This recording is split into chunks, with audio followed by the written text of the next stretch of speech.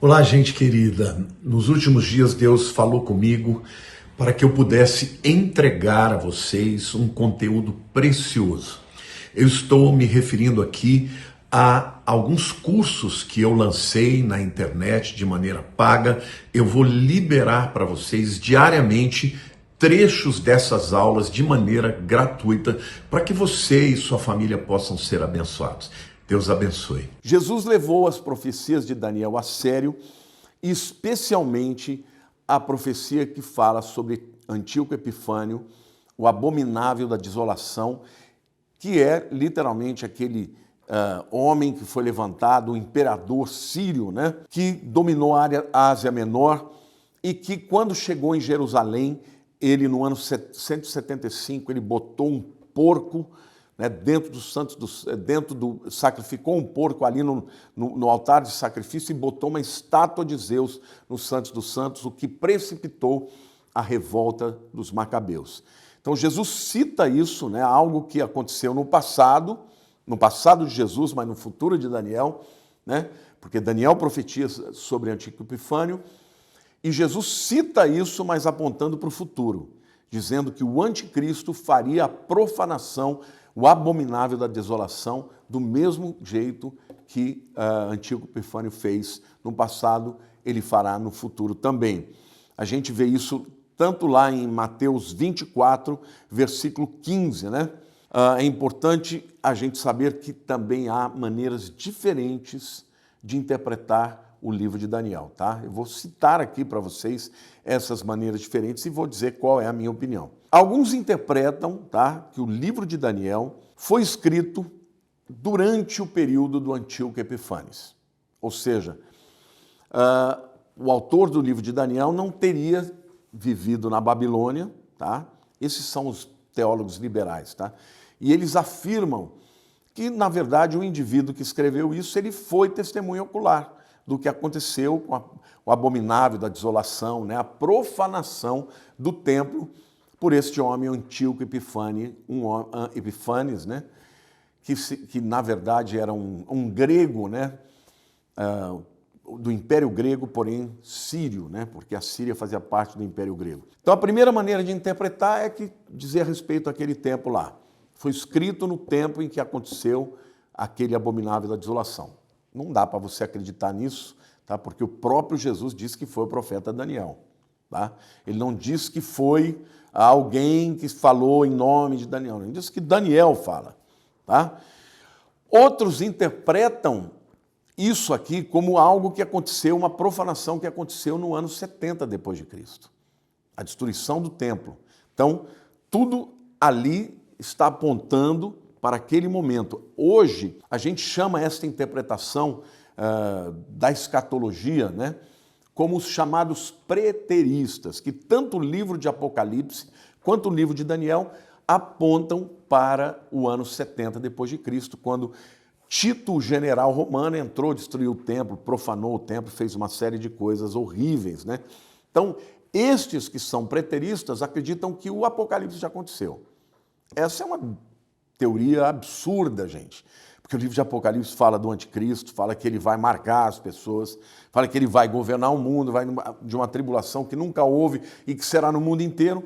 Gente, se foi Tito, ou até alguns falam que foi um pouco mais para frente, que foi Nero, Nero nunca marcou ninguém, Tito nunca marcou ninguém, nunca houve alguém que quis ser adorado por todos, ou seja, estes que interpretam dessa forma, interpretam assim por quê? Porque eles não acreditam no cumprimento tão claro das profecias, como foi feita por Daniel.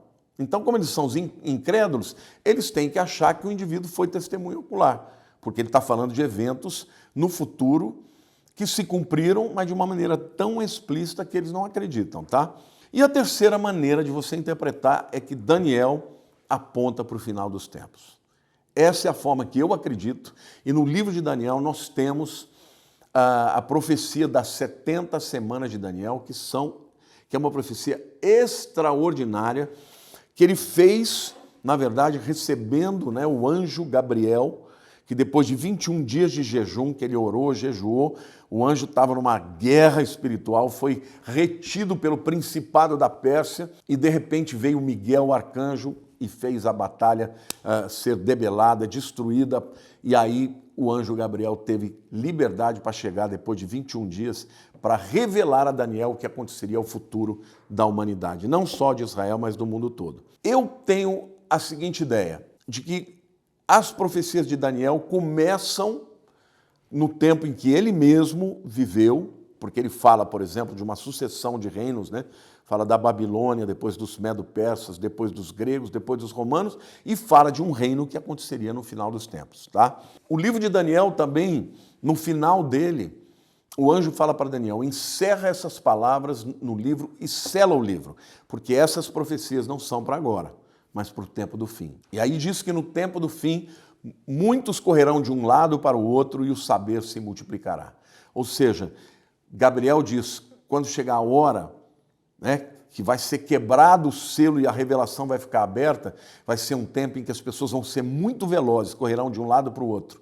E será um tempo em que o saber se multiplicará. Ou seja, o tempo que nós estamos vivendo, né? Hoje você atravessa os oceanos em horas, hoje cada geração sabe assim infinitamente mais do que as outras, né? Eu li certa vez um comentário que na época do Bill Clinton sendo presidente dos Estados Unidos, o computador mais potente do mundo não se compara a um celular que nós temos hoje. Então, a velocidade de processamento de dados, de comunicação, de transporte aumenta vertiginosamente. O saber se multiplica e os homens viverão em grande velocidade. Então, esse é o tempo em que as coisas estão sendo descortinadas, tá? Então, na minha maneira de entender, o livro de Daniel começa com o tempo em que ele vivia, mas vai até o final dos tempos. Lá em Daniel 9:27 diz assim, ele fará uma firme aliança com muitos. Está falando do anticristo. Por uma semana, na metade da semana fará cessar o sacrifício e a oferta de manjares. Sobre a asa das abominações virá o assolador, até que a destruição que está determinada se derrame sobre ele. Tá? Está falando do anticristo. E lá em Mateus 24, de 15 a 22, depois você lê, você vê claramente que Jesus está falando desse período da tribulação, na metade da tribulação, quando o anticristo vai romper a aliança com Israel e vai começar a perseguir o povo judeu. O texto diz assim, quando, pois, virdes o abominável da desolação de que falou o profeta Daniel, no lugar santo, quem lê entenda, então os que estiverem na Judéia fujam para os montes. Quem estiver sob o eirado, não desça tirar de casa coisa alguma. E quem estiver no campo, não volte para buscar a sua capa. Ai das que estiverem grávidas e das que amamentarem naqueles dias. Orai para que a vossa fuga não se dê no inverno, nem no sábado, porque nesse tempo haverá grande tribulação, como desde o princípio do mundo até agora não tem havido e nem jamais haverá. Não tivesse sido aqueles dias abreviados, ninguém seria salvo, mas por causa dos escolhidos, tais dias serão abreviados. Uma das razões porque eu creio que isso não tem a ver com a igreja de Cristo, isso tem a ver com Israel, é porque todos os detalhes aqui falam dos judeus. Ele está falando do abominável da desolação de que falou o profeta Daniel. O que fez o Antíoco Epifanes? Ele entrou no templo, ele sacrificou um porco no altar de sacrifício e botou uma estátua dentro dos Santos, a estátua de Zeus. O anticristo vai fazer exatamente isso. Ele vai profanar o terceiro templo que vai ser reconstruído. E como ele vai fazer isso? Ele mesmo vai entrar no Santos dos Santos e vai dizer que ele é Deus. 2 Tessalonicenses diz que ele vai entrar no Santos dos Santos e ostentando-se como se fosse Deus. Eu acredito que ele vai dizer, olha, estão dizendo por aí que eu sou Deus, que eu sou o Messias. Quer saber? Eu sou o mesmo.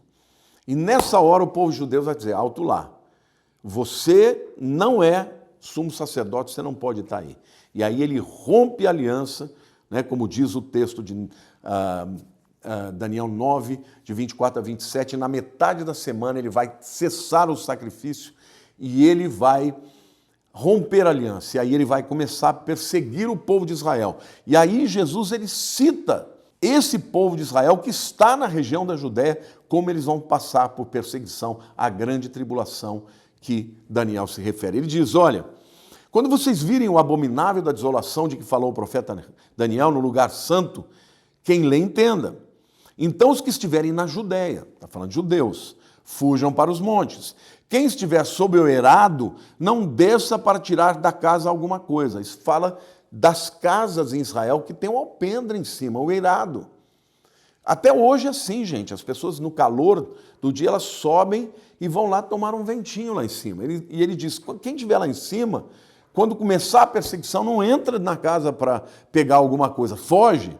Ele diz, e quem estiver no campo, não volte para trás para buscar a capa. Ai das que estiverem grávidas e das que amamentarem naqueles dias. Orai para que a vossa fuga não se dê no inverno, nem no Shabat. Por quê? Porque no inverno chove muito. Então quem for fugir é muito terrível, fugir debaixo de torrentes de chuva. E no Shabat, por quê? Porque no Shabat o judeu está todo mundo em casa, descansando. Então, se acontecer isso no Shabat, as pessoas que estiverem despreparadas vão ser pegas, né? Porque nesse tempo haverá grande tribulação, como desde o princípio do mundo até agora não tem havido e nem jamais haverá. Percebem? Todos os detalhes que Jesus fala, ele está falando de coisas para judeus, está falando de gentios. O alvo, target do anticristo será o povo judeu. E se não fossem abreviados aqueles dias, ninguém seria salvo, mas por causa dos escolhidos, tais dias seriam abreviados. Ou seja, aquele povo que vai se converter, que tem, né,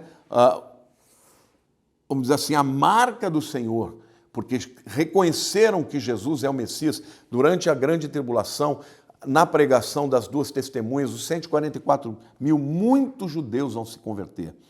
Muitos serão mortos, mas muitos serão preservados, principalmente porque Deus abrevia aqueles dias. Então, eu quero dizer para vocês que ainda que alguns estudiosos liberais não acreditem em Daniel como autor, eu tenho certeza absoluta que foi Daniel o autor.